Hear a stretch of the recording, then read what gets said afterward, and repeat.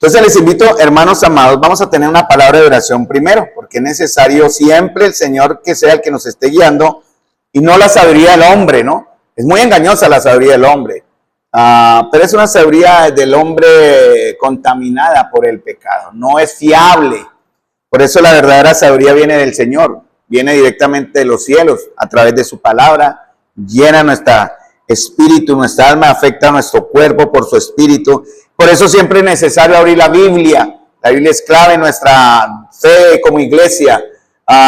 Somos bibliocéntricos en una manera, cristocéntricos en lo mejor, ¿no? Pero la palabra de Dios es la que nos está mostrando y dándonos a conocer al tema central de la Biblia, que es Jesucristo. ¿Recuerdan el verso clave de Marcos? ¿Se acuerdan? Marcos capítulo 10. Versículo 45, es como el tema que resume todo Marcos, porque el Hijo del Hombre no vino para ser servido, sino para servir y para dar su vida en rescate por muchos. Y eso es lo que el Señor en verdad está empezando o está trabajando en sus discípulos y estará trabajando en nosotros. Que realmente aprendamos a servir y no a ser servidos, pero también lo que implica dar su vida en rescate, quiere decir, todo lo que conlleve mi comodidad, mi satisfacción, todo en virtud. Filipenses lo dice, en verdad Pablo lo enseña también, considera a tu hermano como superior a ti mismo. ¿Hasta dónde estoy dispuesto? Primera de Juan habla del amor entre los hermanos, ¿no? Recuerde que estamos viendo en Tesalonicenses el amor de Pablo, ¿no? Es el amor que viene de Dios. Primera de Juan, capítulo 4, versículo 7. Amados, amémonos, porque el amor es de Dios. Eso es lo que el apóstol Juan nos está recordando en 1 Juan. Y una manera de perfeccionar ese amor, hermanos, es en la interacción unos con otros. No puedo decir que amo, pero si estoy en una individualidad y en una ausente, ¿cómo se ve ese amor? Ese amor tiene que ser manifestado de alguna manera. Quiere decir, se muestra en mi interacción con mi prójimo. Mi primer prójimo somos nosotros, la iglesia, pero el Señor nos prepara para entonces impactar a los que están fuera. Y eso es lo que el Señor ahora está haciendo en Marcos capítulo 6, versículo 45. Vamos a Marcos 6, 45. Volvemos, que ahí donde vamos en el estudio de Marcos, duramos varios meses en Marcos 1, 12 al 20, pero volvemos a Marcos 6, 45 porque vamos a ver algunas cosas de las necesidades de las personas en general y cómo algunos de los que se decían sus discípulos le estaban siguiendo a él por las razones equivocadas. Y eso me lleva a pensar, amados hermanos, también en mi examen propio. ¿Yo por qué sigo a Jesús? Como decimos a veces, yo de joven iba a la iglesia cuando estaba en una rebeldía de la cual el Señor me sacó por su misericordia, pero yo iba a la iglesia, yo iba con Biblia a la iglesia, pero mi corazón estaba lejos de él. Y muchas veces yo iba a la iglesia, no a la mía, pero cuando estaba en esos tiempos de locura de joven, buscando mis amistades femeninas, ¿no? Esas novias que decían uno que iba por Cristina y no por Cristo, ¿no? Yo encontré a mi Cristina después, gracias a Dios me salió buena la Cristina, entonces me salvó en cierta manera el Señor, tuvo misericordia de mí. Pero hermano, lo que quiero decir es que, amados, solamente en la buena interacción los unos a los otros, amados hermanos, es que vamos a empezar verdaderamente a mostrar nuestra esencia. ¿Por qué estoy yo siguiendo a Jesús? Voy a la iglesia porque, ¿por qué razón? Bueno, y vamos a ver eso a través de este verso 45. Aquí vamos a demorar varios jueves, les advierto, para que tengan paciencia, amados hermanos, y me sigan. La tarea de ustedes, mis queridos hermanos, es estar leyendo el texto, Marcos 6, 45 al 52, estar leyendo el contexto, lo que está atrás de Marcos 6, 45 y lo que viene después, y estar leyendo Mateo capítulo 14 y Juan capítulo 6. Recuerden que hablamos de la suficiencia de Cristo en Marcos capítulo 6, versículo 25 al final del capítulo. Entonces vamos a leer Marcos 6, 45 al 52 para volver a recordar dónde quedamos. Porque vamos a ver algo de las necesidades de las multitudes, pero después entramos a un tema que va a ser muy profundo. Para mí es profundo, por lo tanto voy a enfocarme con gran temor y temblor a tratar de enseñarme a mí, pero también enseñarles a ustedes quién es Cristo en su esencia humana y en su divinidad. Vamos a ver alguno de eso, qué significa si es mezclada su divinidad, humanidad, si está separada su divinidad, humanidad, cómo se manifiesta. Y bueno, aquí vamos a ver algunas cosas y para eso hay un curso que va a ser muy útil para mí.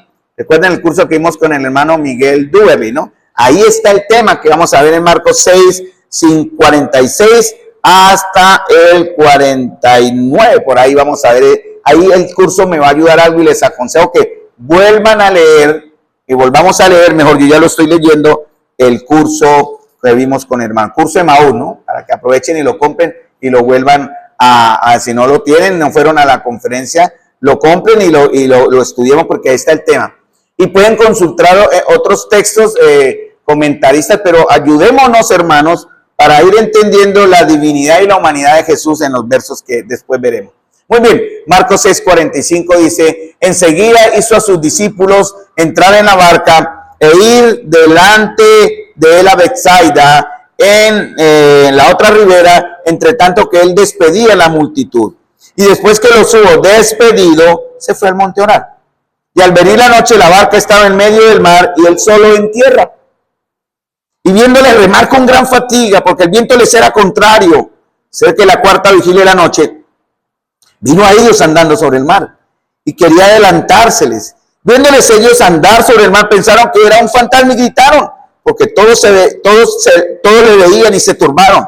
Pero enseguida habló con ellos y les dijo, tened ánimo, yo soy, no temáis. Y subió a ellos en la barca y se calmó el viento. Y ellos se asombraron en gran manera y se maravillaban, porque aún no habían entendido lo de los panes, por cuanto estaban endurecidos sus corazones. Y aquí en este texto de Marcos vamos a ver o vemos otra vez dos palabras que vimos en Lucas capítulo 5, versículo 1 al 9, 1 al 11, cuando vimos el milagro de la multiplicación de la pesca en Pedro, que es la palabra temor. Aquí se menciona también el temor reverente y el miedo, el phobos. Y obviamente tendremos que pasar por ahí y recordarlo. Pero vamos a ver entonces Marcos capítulo 6, solo el verso 45. Él hizo entrar a sus discípulos en la barca e ir delante de él a Betsaida. La palabra enseguida que está aquí en el texto, en el original griego, da la idea de que los obligó, los hizo, ¿verdad? Como que los forzó, ¿no? Enseguida hizo a sus discípulos entrar a la barca, vayan delante mío. Varias veces intentaron hacerlo, por ejemplo, en Marcos capítulo 6, versículo 30, lo hicieron, pero la multitud les siguió hasta donde ellos fueron. No tuvieron tiempo de descansar. Pero en ese momento hay un peligro, en cierta manera, en el verso 45, hay algo que el Señor quiere evitar. Pero también hay algo que el Señor va a enseñar. Por eso Él los protege de algo, pero también les va a enseñar algo, que es lo que veremos a partir del verso 46. Mientras tanto, Él los protege de un peligro, ya lo veremos cuando lleguemos allá, y por eso les obliga a salir y entrar en la barca, y Él se encarga de despedir a la multitud. Cuando dice la multitud, en el verso 45, estamos hablando de ¿cuántas personas? ¿Se acuerdan? Los versos que están en Marcos 6:30 en adelante, más o menos 10,000 personas. Habían alimentado 5,000, cuenten niños, hombres, mujeres, familias, aproximadamente 10,000 personas a los cuales Él enseñaba la palabra y les estuvo enseñando, pero después de haberles enseñado la palabra, les dio provisión. En este caso, multiplicó los panes y los peces. Y algo sucede ahí porque las multitudes empezaron a buscar, y eso lo dice en Juan, ya llegaremos allá también, a hacerlo rey. ¿Cierto? Entonces, no era la razón. También veremos esa parte. Y veremos también, él dice que sus discípulos los manda a Betsaida, como a algunos 5 kilómetros de distancia, más, cruzando el mar, el lago, pero él ve algo en ellos. Eso está en el verso 48 en adelante, ¿no? Y él hace algo. Estoy dando un panorama rápido de lo que veremos más adelante. Pero también él va a enseñarnos sus necesidades, porque él tenía necesidad de algo. Algo que debemos aprender, hermanos, está en el verso 46, y después que los hubo despedido, se fue al monte a orar. En el verso 30, él habla del descanso. Eso también lo veremos. El descanso espiritual y físico es importante. El físico, obviamente, es importante. El descanso espiritual, ¿habrá descanso espiritual? En realidad, el Señor, su descanso para él era hacer la voluntad del Padre. Por eso él se muestra muchas veces en la actitud de la oración, en el ejercicio de la oración. Y eso es lo que él quiere enseñarle a sus discípulos, ¿no? Que creamos o que formemos en nosotros la disciplina de la oración. Él los despide, sus discípulos ya están en el mar y él se va al monte a orar. Bueno, hermanos, entonces, entendamos o debemos entender que la labor del siervo de Dios, que es perfecto, y de los siervos de Dios imperfectos, o sea, sus discípulos, nosotros, vamos a ver tres cosas que Jesús nunca separa. Él no va a cada vez que enseña o actúa, vamos a ver estas características en él, se las recuerdo o enseño. Él nunca separaba las palabras de las obras. Él decía y hacía. Santiago dice, no amemos de palabra solamente, sino de obra.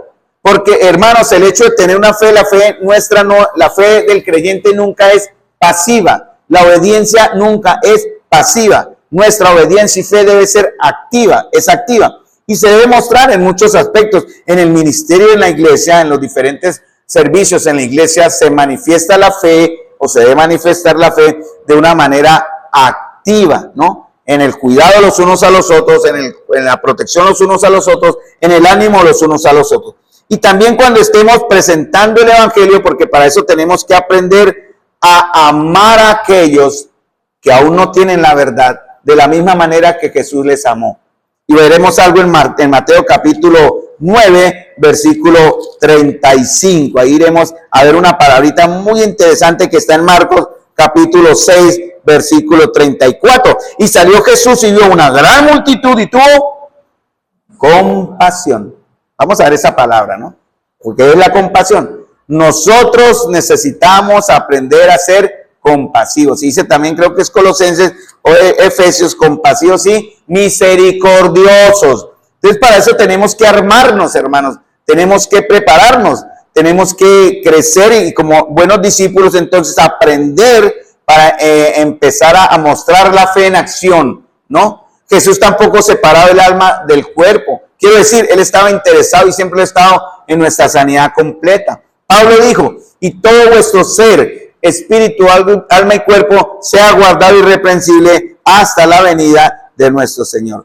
Verso 25, fiel es el que os llama, el cual también lo hará. Entonces, mis amados hermanos, porque si nuestra parte interior está desajustada, muchas veces no está en una correcta armonía espiritual, se ha comprobado, eso es probado también por la fe y por lo que la Biblia también enseña, que eso afecta el cuerpo. Por eso hay desajustes en el cuerpo, eso se somatiza. Entonces tenemos que mantener nuestra alma y nuestro espíritu bien alineados para que nuestro cuerpo en cierta forma no sea afectado por ese desajuste emocional.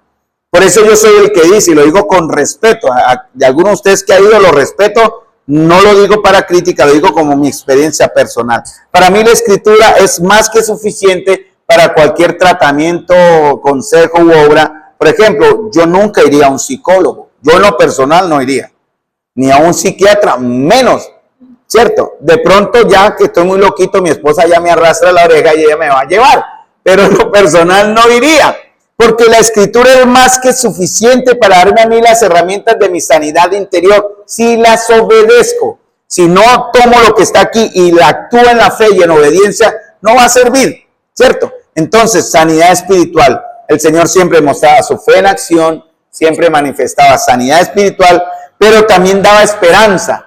Daba esperanza. Eso es lo que dice, por ejemplo, en toda la lectura que vimos en Juan capítulo 6, que están relacionados. Cuando habla, yo soy, cuando él habla de que él es el pan de vida, ¿no? Hablando de la esperanza de una buena relación con Cristo. Una esperanza, el cielo. Él nunca separaba la tierra y el cielo. Él siempre hablaba de una esperanza. Por eso él dijo, cuando partió, ¿cuál fue una de sus últimas palabras? Prácticamente, cuando él ascendió a los cielos. ¿Qué dijo él a sus discípulos? Volveré, ¿cierto? Volveré. Y eso es lo que motiva a muchos en el tiempo que sea, amados hermanos. En realidad él nunca dijo en qué momento lo haría, ¿no? no dio una fecha, pero lo que nos mueve a nosotros es la esperanza de su promesa de que Él vendrá. Muy bien. Vamos a Marcos capítulo 6, versículo 33 aquí, para ver algo, 30 al 33. Porque lo que vamos a ver, algo que motivó a las personas, las multitudes en su búsqueda de Jesús, una de las razones incorrectas la vamos a ver ahora. Las multitudes buscaron primeramente aquí en este texto, y lo vimos también en otros textos de la Escritura, en Mateo y en Lucas se menciona, cuando habla de la multiplicación de los panes y los peces, como el Señor muestra el principio que está en Mateo capítulo 6. Busca primeramente el reino de Dios y su justicia. Esas multitudes desesperadas, eso lo vamos a ver después en Mateo capítulo 9, versículo 35 al 38, buscaron en su necesidad llenarse espiritualmente, aunque como dije anteriormente, algunos iban por las razones equivocadas, ¿no? Pero el principio es el mismo, en todo siempre se va a repetir. Vamos a ver las mismas normas, los mismos ejemplos.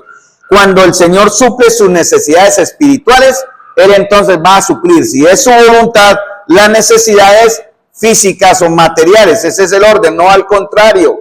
Por eso cuando vayamos a presentar el Evangelio, no vamos a ofrecerle primero el pan y después el Evangelio. Le damos el Evangelio y después el pan. Si no se convierte, no hay pan.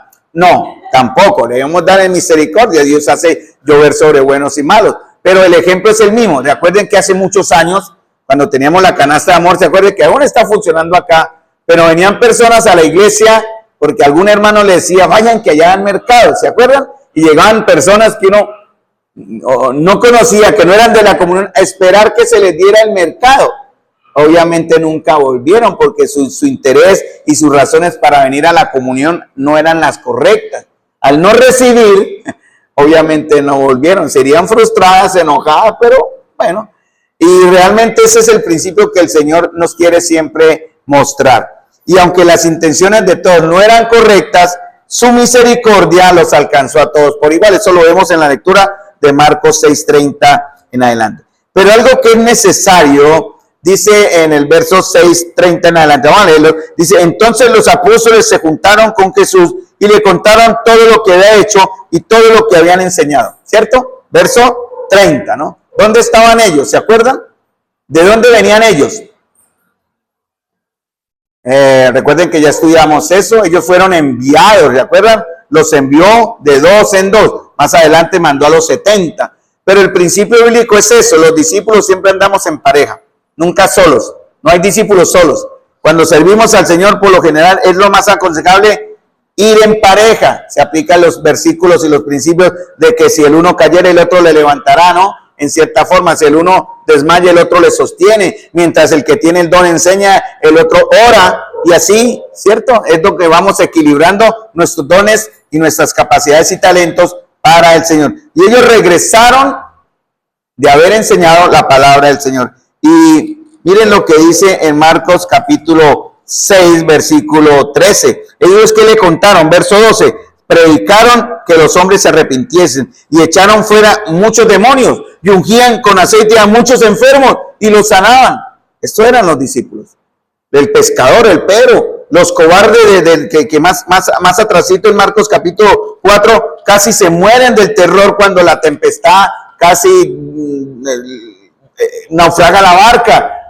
Esos hombres limitados, estos hombres pecadores, incluso ahí estaba el Judas, el traidor, y seguramente antes de que Satanás incubara la traición en el corazón de Judas, él fue el mismo también que llegó dice en el verso 30, se juntaron a Jesús y le contaron todo lo que había hecho. Ese es un principio también, estoy recordando cosas que ya vimos. Los discípulos verdaderos del Señor están pegados al Señor, obviamente, pero también rinden cuentas. Eso nadie es un discípulo y hago lo que a mí me parece, lo que yo quiero. Ese es un principio. Y los discípulos, dice, se juntaron a Jesús. No fueron, hicieron grupitos y se animaron entre ellos, tal vez se motivaron entre ellos, pero fueron siempre al maestro y le contaron todo lo que habían hecho y lo que habían enseñado. Por eso nosotros necesitamos saber ustedes qué están enseñando. Por ejemplo, en el liderazgo tenemos que saber las maestras que están enseñando. ¿Qué están enseñando las maestras? ¿Qué se están enseñando en jóvenes? ¿Cierto? Hay que estar atentos, porque porque los ancianos somos también los sobrevedores. Estamos viendo que la doctrina se cumpla y la doctrina se siga. No cualquier doctrina, quiero aclarar, ¿no? No es como a mí me parece que sonó bonito. Hoy en día hay muchos predicadores que hacen sonar verdades, entre comillas, muy atractivas, suenan bonito, y han habido hermanos que han querido que aquí se practiquen cosas que suenan bonitas, pero que no son bíblicas. Entonces uno va a la Biblia, no por despreciar su buen deseo de incluir en la comunión y en la práctica como iglesia cosas que son agradables, digámoslo así, pero no son bíblicas, ¿cierto? Doy ejemplos, podríamos dar ejemplos, como un ejemplo que sé que nunca pasará, pero es para que me entiendan. Es como, armemos un grupo de danza, ¿cierto? Un grupo de danza, ahí es bonito, se ven todas las niñas lindas con sus uniformes y todo así, pero ¿eso es bíblico? ¿Eso se practicaba en la iglesia? Vamos, hermanos, a la Biblia, y si no se hacía en la iglesia, obviamente no se hace. Puede ser bonito, y bueno, es solo un ejemplo, y hay muchos otros ejemplos que me pueden venir a la mente, pero si no me quedaría ahí hablando de esto.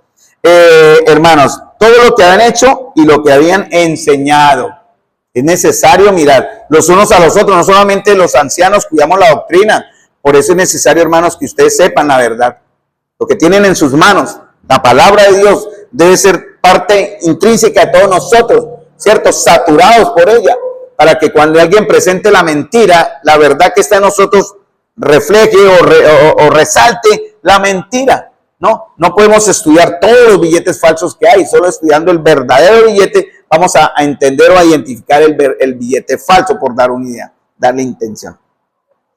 Pero hay algo que pasó acá. Venid vosotros, verso 31. Y le dice el Señor, venid vosotros aparte a un lugar desierto y descansad un poco. Mire, porque el Señor no es un amo a negrero, como decimos acá, ¿no? No es el que les obliga a trabajar. Si ustedes tienen contrato de 8 horas, me trabajan 10, si no mañana no vengan. Él no es así. Obviamente le servimos por amor y eso implica el sacrificio, ¿no?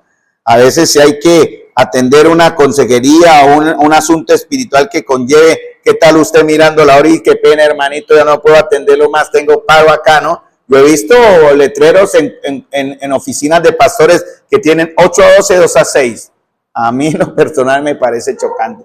Que usted su necesidad llegue después de las 8 y ay, me tocó para mañana, por decir algo. No, hermanos, el trabajo nuestro son las 24 horas del día, los 7 días de la semana.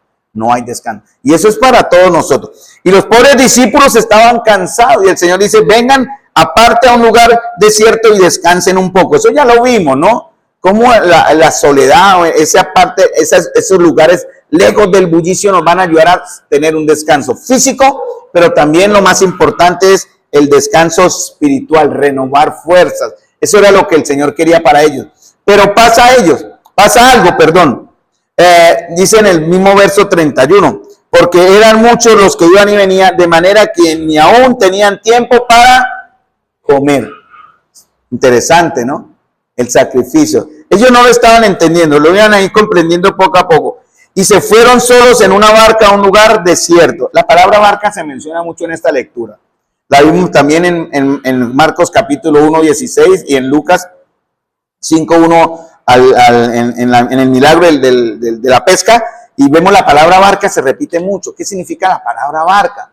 ¿Cierto? Tiene un sentido en la Biblia. Las palabras que están en la escritura tienen que ser comparadas con la misma escritura. Solo cuando el contexto lo dice y lo permite se puede, entre comillas, espiritualizar un concepto para sacar la enseñanza. Solo es permitido en la interpretación, pero el resto tenemos que ser muy literales a lo que la misma escritura está mostrando, porque la escritura no se contradice. Y aquí menciona barca, en Marcos 6:45 lo menciona varias veces, y aquí también lo menciona la palabra barca. ¿Qué significa la barca? Y ya vimos ese ejemplo en Lucas capítulo 5. Muy bien, y dice entonces, hermanos, ellos no tenían tiempo ni aún para comer. Y dice, y se fueron solos a un lugar diciendo, pero muchos los vieron. Verso 33, ¿se acuerdan? Muchos los vieron ir y le reconocieron. Uy, qué fama la de estos hombres. Imagínense, un pescador ignorado del lago de Nazaret y Galilea, y es ahora conocido por miles. Y ellos reconocieron no solamente a Jesús, sino también a sus discípulos. Entonces, hermanos, en la fe hay muchos y también hay pocos, ¿cierto? Dice aquí el texto, pero muchos los vieron ir y le reconocieron, y muchos fueron allá a pie de las ciudades y llegaron antes de ellos y se juntaron a él. Se vuelve a repetir la palabra juntaron, eso es importante, porque en el verso 30 también se menciona la palabra juntaron. Y amados hermanos, entonces muchos estaban pendientes de Jesús y muchos se esforzaron por ir. Y recuerden que en entonces no había vía aérea, no había trenes, no había transporte, todo era a pie. Seguramente algunos que tenían facilidad iban en transporte animal, un caballito que agilizaba la ruta, pero ellos se adelantaron y llegaron antes que ellos y se juntaron allá. Ahí es donde el Señor, viendo esta gran multitud, tuvo compasión de ellos. Verso 34, porque eran como ovejas que no tienen pastor. Eso también lo vamos a ver en la próxima clase, ¿no? Y comenzó que vio que eran ovejas como ovejas que no tenían pastor. ¿Y qué hace el maestro? Verso 34. Comenzó a enseñarles la verdad. Y le enseñó, dice, muchas cosas. Entonces, hermanos, la primera necesidad, enseñarles la palabra, llevarlos a conocer el evangelio y después sí buscar la forma de suplir una necesidad, ya sea física o de alguna cosa que implique un descanso para ellos, si es comida, si es un mercado, bueno, lo que sea. Ya hemos hecho actividades aquí algunas veces en el pasado, ¿se acuerdan? Que íbamos a la zona de drogadicción a repartir chocolate, ¿se acuerdan? Cuando fuimos al parque de los niños, hablamos la palabra, repartimos panes, ¿sí? Alimento, pero siempre la palabra por delante, siempre debe ser la palabra lo primordial. Y lo que tiene que ver con esto es la compasión del Señor. Tuvo compasión de ellos porque eran ovejas que no tenían pastor. Muy bien, hermano. Entonces, después de haberlos alimentado y haberles presentado la palabra, obviamente sí deberían estar listos para el descanso. Pero resulta que las multitudes no se contentaron con esto. Estas multitudes empezaron a acosar al Señor de muchas formas, o sea, lo presionaban. Era tanta la fama, imaginen un concierto de un cantante famoso en la ciudad. Vemos imágenes, ¿cierto? Como sus fans se hacen lo que sea por estar cerca de él, de tocarle, bueno, algo parecido sucedía con Jesús, ¿no? Y el Señor entendía, no lo entendió, él ya sabe de antemano que las intenciones de muchos de ellos no eran las correctas, no eran las mismas de él. Jesús muchas veces advirtió, dijo, yo vengo aquí para qué, en cierta forma lo dijo, es necesario ir y padecer. Él les advirtió, tengo que ir a Jerusalén. Incluso en un momento, pero dijo, nunca tal te acontezca, Señor. ¿Se acuerdan? Ahí donde el Señor le dice, apártate de mí, Satanás, ¿cierto? Porque no pones tus ojos en Dios, en las cosas de Dios, en la de los hombres. Entonces el Señor reprendió a Pedro, el bocón de Pedro, el impulsivo de Pedro, porque él quería como desviar al Señor de su final, que era ir a la cruz. Él vino para ir a la cruz, pero las multitudes, vamos a mirar, creo que es Juan 6:15, vamos a ver si es Juan 6:15, si no lo tengo el otro texto aquí más adelantico. Juan 6:15 dice, pero entendiendo Jesús que iban a venir, porque la lectura de Juan 6:1 hasta el verso 71 más o menos, es la misma historia que está aquí en Marcos, la misma. Recuerden que hablamos ya también de la suficiencia de Cristo, ¿no? Cuando él habla, yo soy el pan de vida, eso está en el verso 19 hasta el verso 29. Pero aquí dice en el verso 6:15 de Juan, donde él explica, dice algo, pero Jesús, entendiendo que iban a venir para apoderarse y hacer el rey, volvió a retirarse al monte solo. Es por eso que él decide de manera urgente enviar a sus discípulos en las barcas. Vayan adelante, yo me encargo de la multitud, porque había un peligro. ¿Cuál era el peligro que estaba el Señor protegiendo a sus discípulos? ¿Cuál era el peligro por lo cual él decide enviarlos? Dice Marcos 6:41. Enseguida, esa palabra da la idea de prontitud, de urgencia. Hizo sus discípulos, súbanse a la barca, vayan y me esperan allá, ya los alcanzo mientras yo despido a la gente. 10,000 personas. Imaginen la autoridad del Señor, ¿no? Este hombre que les había alimentado con su poder. No sabemos de qué manera, tal vez les dijo, bueno, ya terminó, descansen, no sabemos cómo él los despidió. El caso fue que los despidió. La gente empezó a volver a sus casas porque él bajó el calor del momento. ¿Cuál era el peligro para los apóstoles? Les pregunto a ustedes, mis amados hermanos. ¿Cuál era el peligro para los apóstoles? Las multitudes querían hacer a Jesús rey. Recuerden, muchos seguían a Jesús porque pensaban que él era el Mesías. Incluso algunos de sus discípulos se unieron a él pensando que él era el Mesías libertador. Por eso habían entre sus discípulos unos llamados los celotes, ¿no? Celotes, Simón el celote. Los celotes era una secta, eran como los farianos, los de la FARC en nosotros, por dar un mal ejemplo, ¿no? Eran los revolucionarios. Ellos lo estaban luchando contra los romanos. Y sin embargo, unos se juntaron con Jesús porque vieron que tal vez él era el Mesías. Ellos pensaban que él era el Mesías. Algunos han querido explicar la traición de Judas de esta manera. Judas se decepcionó del Señor. Tal vez Judas pensaba que Jesús era el Mesías que libertaría a Israel. Y al no serlo, él fácilmente dejó de amarle y respetarle y fácilmente le entregó porque Satanás llenó su corazón y aprovechó su codicia. Son explicaciones que dan algunos comentaristas. Entonces, hermanos, ¿de qué protegió el Señor a sus discípulos?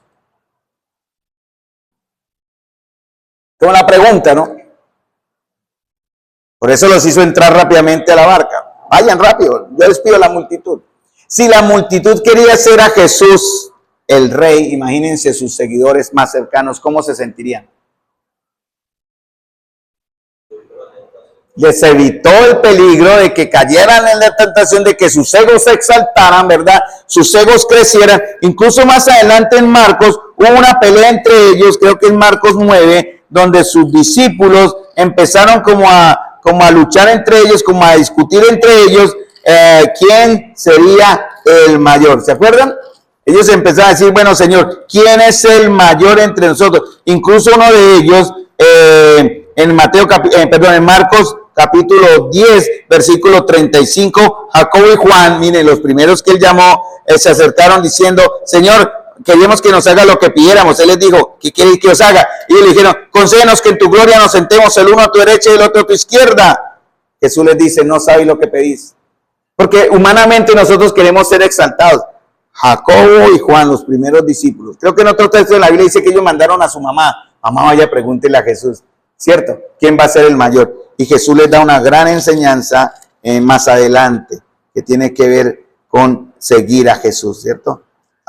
Y ahí es donde da el verso clave, ¿no? El Hijo del Hombre no vino para ser servido, sino para servir y dar su vida en rescate por mucho. Ahí es donde el Señor también les había dicho momentos antes que era necesario dejarlo todo. Y Pedro le dice, Señor, todo lo hemos dejado, ¿no? Y el Señor le dice, en verdad todos los han dejado, pero no hay ninguno que haya dejado casa o hermano o hermanas o padre o madre o mujer o hijos o tierra por causa de mí del evangelio, que no reciba 100 veces más ahora en este tiempo, casa, hermanos, hermanas, madres, hijos y tierras, con persecuciones. Porque, hermanos, en la fe cristiana estamos ligados al rechazo y a la persecución. La vida cristiana no es el camino de rosas que muchos quieren o están enseñando malamente. Entonces el Señor protegió a los discípulos de eso, ¿cierto? De que se exaltaran o fueran exaltados como hoy son los que siguen al Maestro, al que queremos hacer rey. Muy bien.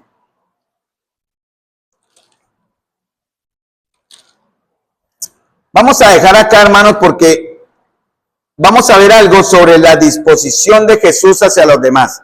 Eso quiere decir que Jesús nunca se indisponía por atender a las personas.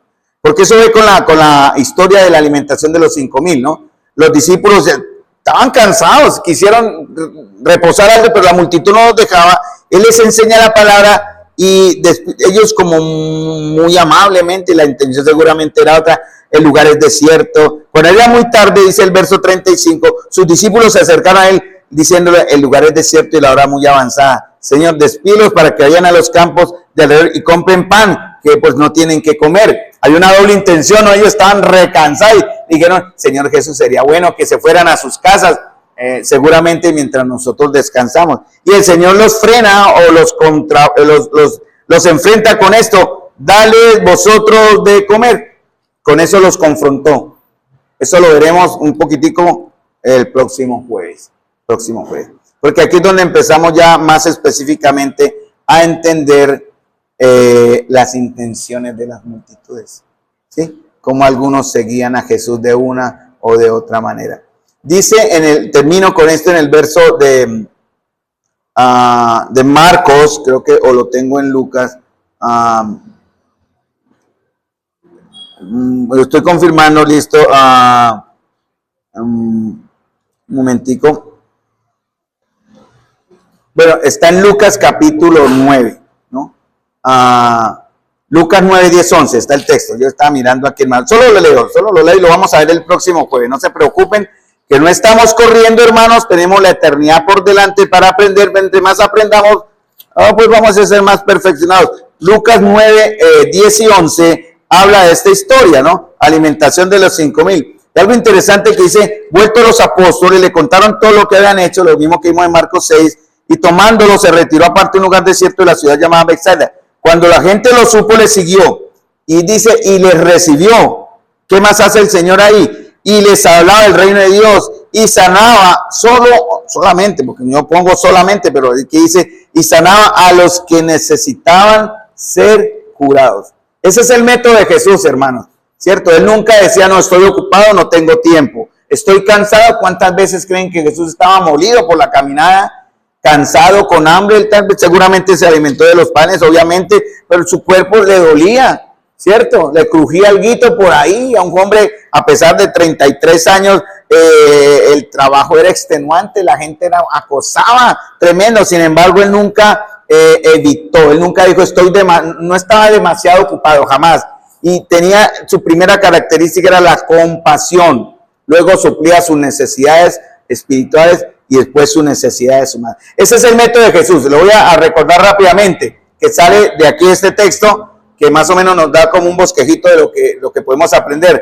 Que el Señor muestra misericordia y empatía. Eso es lo primero que vemos. Que el Señor da lo prioritario antes que lo necesario. Yo puedo tener mucha hambre, pero puedo morirme en ese momento y irme al infierno con hambre, pero mi alma se pierde. ¿Sí me entienden el ejemplo? Primero es lo prioritario antes que lo necesario. Y por último, en su orden, lo necesario. Por eso en Mateo capítulo 6 se habla. Busca primeramente el reino de Dios. ¿Eso qué es? Lo prioritario. Y las demás cosas os serán añadidas. Eso es lo necesario, ¿cierto? ¿Y qué es lo primero? Buscar primeramente el reino de Dios. Ese es el orden divino y eso lo vamos a ver a partir del próximo jueves. Entonces, hermanos, no veamos a quienes interrumpen nuestros planes como un estorbo, sino más bien como una razón de vida y ministerio. Cuando alguien llegue a sus vidas, hermanos, pidiendo ayuda, no se asuste. Piense primero que el Señor le da la oportunidad de que esa oveja desamparada encuentre ayuda en usted. Él no le va a mandarlo a usted, una persona en necesidad, para que usted lo hunda, ¿no? No va a mandar a alguien de Guatemala a Guatepeor. Entiendan eso. El Señor sabe que tenemos la capacidad de ayudar a alguien. Así sea en oración. Tal vez usted no tenga el entrenamiento teológico en la palabra. Puede ir a sus líderes y decir, hermano, ayúdeme con textos o oír varios. Pero primero, ¿qué puede usted hacer por una persona en una necesidad extrema? Orar. Rodéelo, abrácelo, hágale sentir su amor y oremos. Y si le falta entrenamiento en la palabra, hermano tal, hermano X, vengan, que ustedes sepan que tienen esa sabiduría o que están entrenados y puedan venir a darle también el sustento espiritual con la palabra, pero que nunca sean un estorbo, es lo que quiero decir, sino una razón de vida y de servicio. Eso era lo que hacía Jesús.